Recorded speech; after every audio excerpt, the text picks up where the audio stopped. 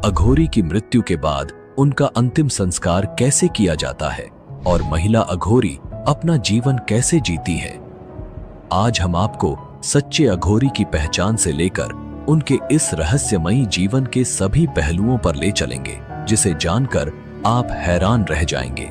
यह डॉक्यूमेंट्री आपकी सोच को पूरी तरह बदल देगी।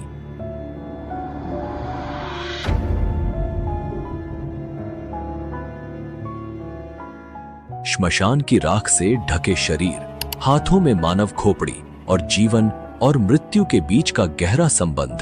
अघोरी साधु, जिनका जीवन सामान्य साधुओं से बिल्कुल अलग, भयावह और रहस्यमय होता है।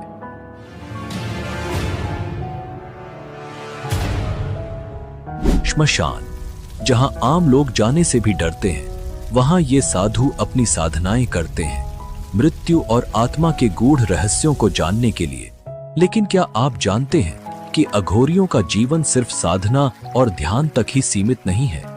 उनके अनुष्ठानों में शव भक्षण, तंत्र मंत्र और अजीबोगरीब शारीरिक क्रियाएं शामिल होती हैं, जो हमारी सोच से परे हैं। सदियों से इन साधुओं का जीवन, उनकी साधनाएं और उनकी चमत्कारी शक्तियों का रहस्य और भय से घिरी रही है। आज हम आपको अघोरी साधुओं की इस रहस्यमयी और गूढ़ दुनिया की गहराई तक लेकर चलेंगे, जहां जीवन और मृत्यु की सीमाएं धुंधली हो जाती हैं और मोक्ष प्राप्ति का मार्ग साधना की इस दुनिया में छिपा है।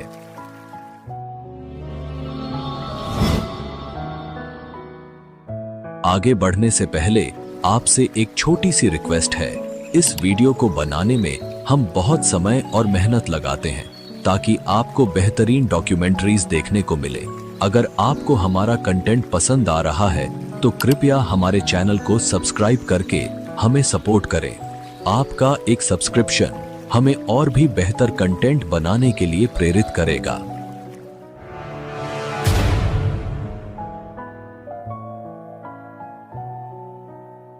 अघोरी साधु एक ऐसा नाम जो अपने आप में ही रहस्य और विचित्रता को समेटे हुए है। इनके जीवन का हर पहलू समाज की परंपराओं और नियमों से एकदम अलग और विपरीत होता है। श्मशान की राख से लिपटा हुआ शरीर, गले में हड्डियों की माला, हाथों में मानव खोपड़ी और उनकी आंखों में वो तेज जिसे देखकर कोई भी कांप उठे, और काले चोंगे में लिपटे ये साधु किसी रहस्यमयी दुनिया के प्रतीक प्रतीत होते हैं।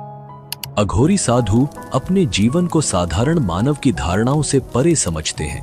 जहां हम भोजन को पवित्र मानते हैं, वहीं अघोरी साधु शवों का मांस खाते हैं और मानव खोपड़ी, जिसे वे कपाल कहते हैं, उसमें भोजन करते हैं। यह उनके लिए कोई घृणास्पद कार्य नहीं है, बल्कि यह शिव के कपालधारी रूप का अनुसरण है।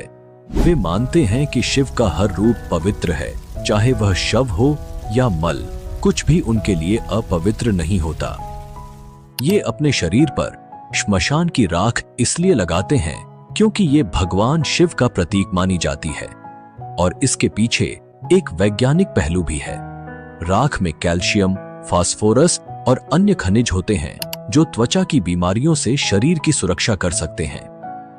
उनके लिए माता काली और भगवान शिव का भैरव रूप ही उनके गुरु होते हैं, और जिस तरह भगवान शिव और माता काली मुंडों की माला पहनते हैं, अघोरी साधु भी मुर्दों की खोपड़ियों का हार पहनते हैं। अघोरी साधुओं का सबसे विवादास्पद पहलू है उनका यौन संबंधों को लेकर दृष्टिकोण।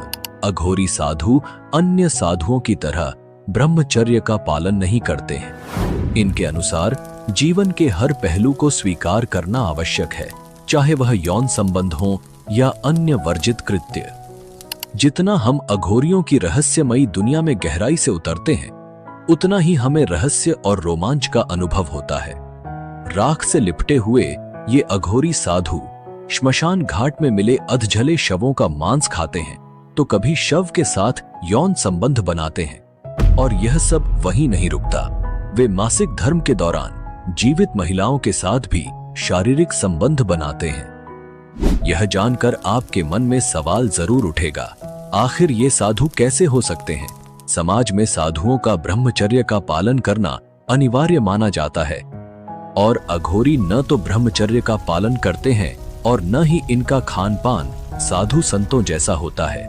मांस और मदिरा का भोग लगाने वाले ये अघोरी शिव के पुजारी होने का दावा फिर क्यों करते हैं?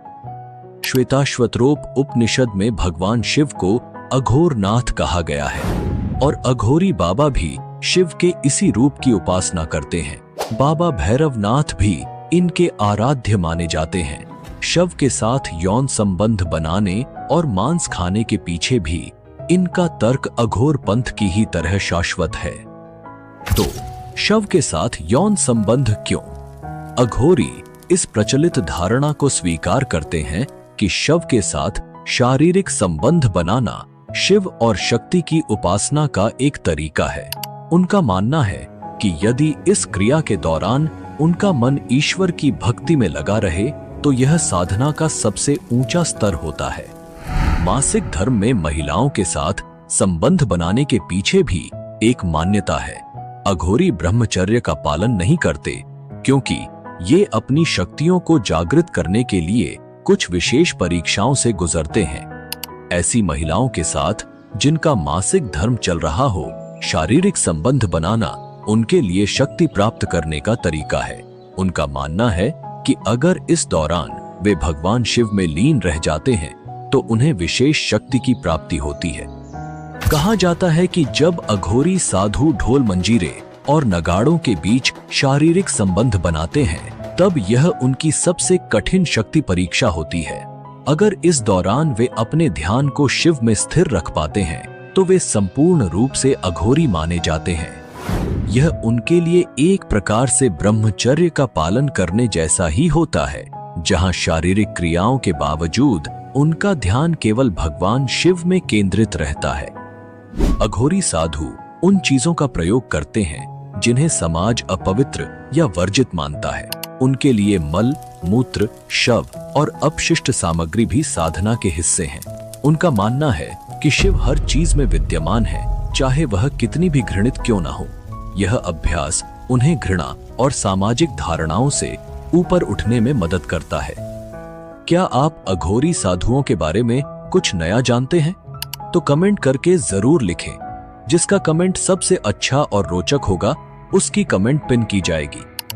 अब अगले चैप्टर में हम विस्तार से बात करेंगे कि अघोरी बनने की यात्रा कहां से शुरू होती है और सच्चे अघोरी की पहचान क्या होती है।